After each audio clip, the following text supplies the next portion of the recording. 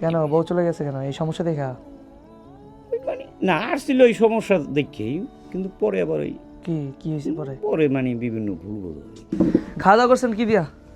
না আমি রাতে খাই না, 4-5 বছর আগে বাদ দিয়ে গেছি রাতে খাবার। কেন না রাতে খাই না।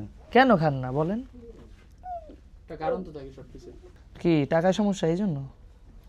টাকা বর্তমানে আছে খুব, ওই ছোটো ভাই আর ওই ছেলে নিয়ে ছেলে ওই ছোটো ভাইয়ের উপরে খাই এই পাশে আর কি। এটা ওই যে কইছে কথা ঠিক আছে, নাহলে বুঝছি আর কি বলতে চান না, আসল কথা বুঝতে পারছি। পুরুষ মানুষ তো সব কথা তো মুখে বলা যায় না আর কি।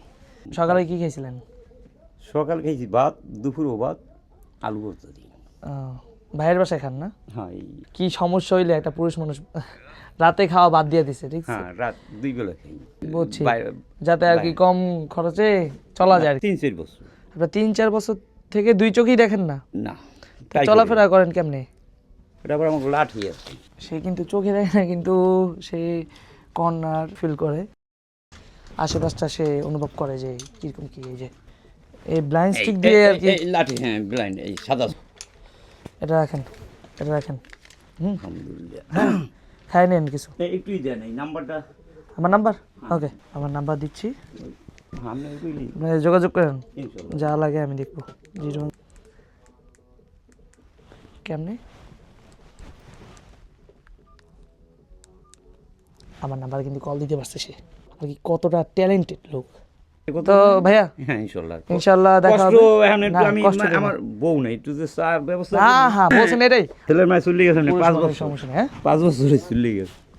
কেন বউ চলে গেছে কেন? এই সমস্যা দেখা?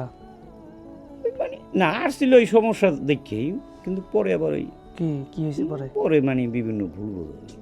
ভুল বোঝাবুঝির জন্য বউ চলে গেছে, বাচ্চা রেখে না? হুম আমার আচ্ছা আচ্ছা, ওইটা আপনার পার্সোনাল ওই নাই- ব্যক্তিগত নাই- ব্যাপার, নাই- ওইটা আমরা না জানি।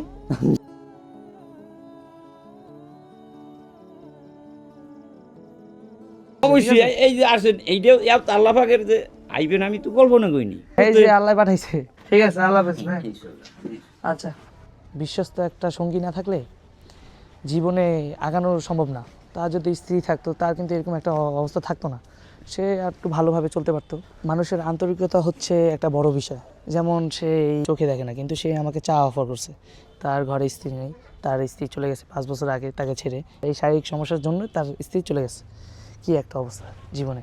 যাই হোক, আমাদের এই ভিডিওটা যে আশেপাশে থেকে দেখবেন, এটা হচ্ছে 2 নম্বর বাদঘাট। 2 নম্বর বাদঘাটে ওই লোককে চেনে অনেকেই, তো তাকে সাহায্য করবেন এবং আমার নাম্বার দিয়ে আসছি। যা দরকার আমি ইনশাল্লাহ সামনের দিকে হেল্প করব, দূরে থেকে হলেও আমি হেল্প করবো তাকে। তার নাম ইব্রাহিম। তো আল্লাহ হাফেজ গাইস, আসসালামু আলাইকুম।